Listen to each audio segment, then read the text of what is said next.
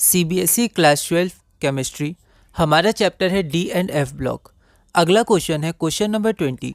Compare the stability of +2 oxidation state for the elements of the first transition series. 3D series atomic number दिया हुआ है, वैसे हमें इसे याद भी रखना है। ठीक है, यहाँ पर कॉपर तक ही दिया गया है, लेकिन जिंक को भी वैसे ट्रांजिशन एलिमेंट है नहीं, पर उसको हम लोग स्टडी कर लेते हैं। ठीक है, ये हमने देखा है। दिल्ली 2011 में 3 मार्क्स का पूछा गया था। एक बार आप इस क्वेश्चन को ट्राई करिए, फिर हम लोग आगे बढ़ते हैं।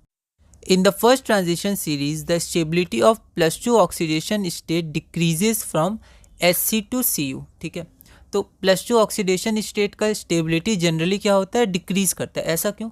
क्योंकि जब +1 बनेगा तो कैसे बनेगा, आयनाइजेशन एंथैल्पी, एक इलेक्ट्रॉन बाहर निकालना होगा, उसके लिए एनर्जी देनी पड़ेगी।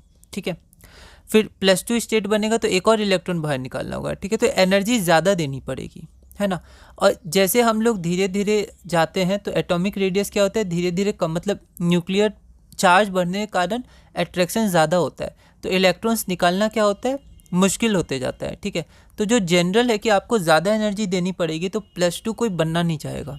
ठीक है, क्योंकि ज़्यादा आयनाइजेशन एंथैल्पी देनी पड़ेगी। This is because of the increase in the sum of first and second ionisation energies. ठीक है, ये हो गया जनरल ट्रेंड। ठीक है, लेकिन इसमें अब हम लोग कुछ कुछ एक्सेप्शन देखते हैं।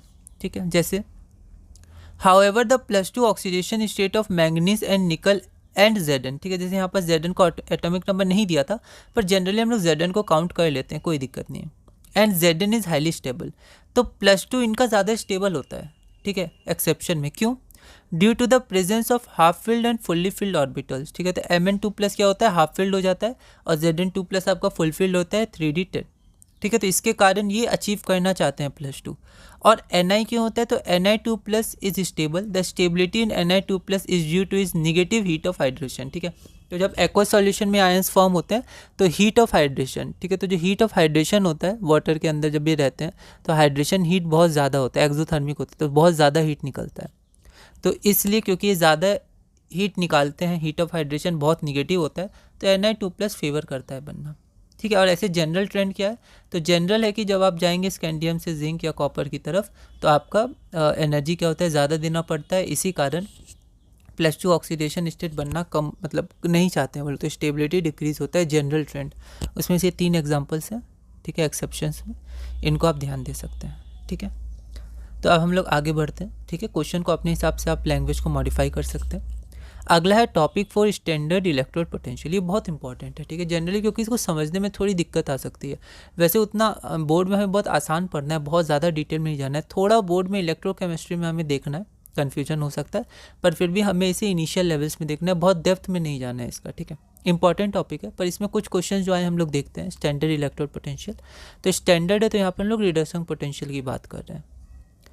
21 एसर्शन क्या है, Fe2+ acts as a reducing agent और Fe3+ is stable due to 3D5 configuration.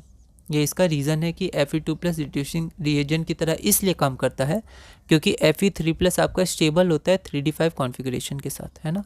तो यह क्वेश्चन CBSE 2023 में 1 मार्क का पूछा गया था। एक बार आप इस क्वेश्चन को ट्राई करिए, फिर हम लोग आगे बढ़ते हैं। तो जब भी ऐसे क्वेश्चंस आए तो हम लोग क्या करते हैं, इलेक्ट्रॉनिक कॉन्फ़िगरेशन, क्योंकि आपको generally maximum answers electronic configuration से मिल सकते हैं ना, इसलिए बहुत इंपॉर्टेंट है। हमारे पास क्या है, Fe2+ है और Fe3+ है ना। आगे बढ़ते हैं। Fe2+ का इलेक्ट्रॉनिक कॉन्फ़िगरेशन आपका हो जाएगा 3D6 4s0 और Fe3+ का 3D5 4s0 या फिर 3D5, और आर्गन हमारा कंप्लीट है ना। तो यहाँ देखते हैं कि Fe3+ में क्या है, स्टेबल हाफ फील्ड कॉन्फ़िगरेशन है 3D5। इसका मतलब Fe2+ Fe3+ बनना चाहेगा।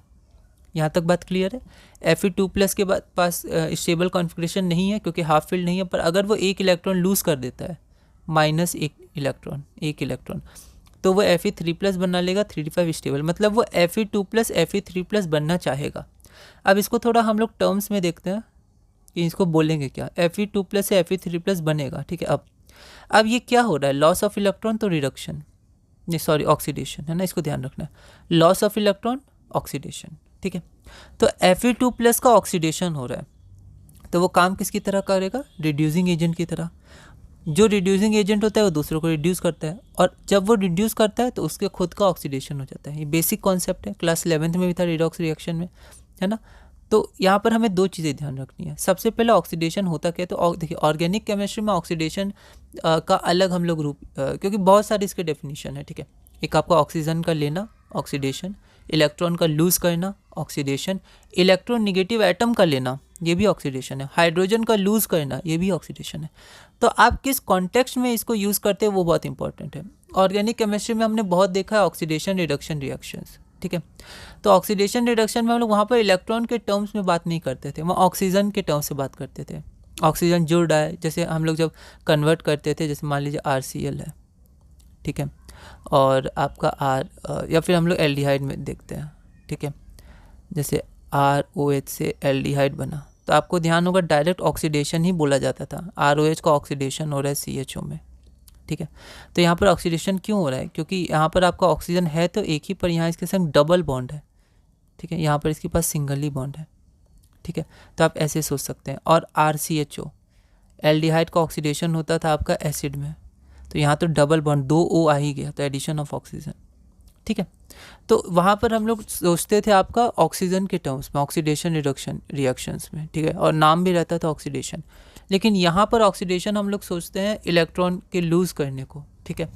तो यहाँ पर Fe2+ आपका जब Fe3+ बन रहा है ना, तो एक इलेक्ट्रॉन कम हो रहा है तो ऑक्सीडेशन हो रहा है। जिसका ऑक्सीडेशन होता है वो रिड्यूसिंग एजेंट होता है, तो Fe2+ रिड्यूसिंग एजेंट होगा, बिल्कुल सही है ना।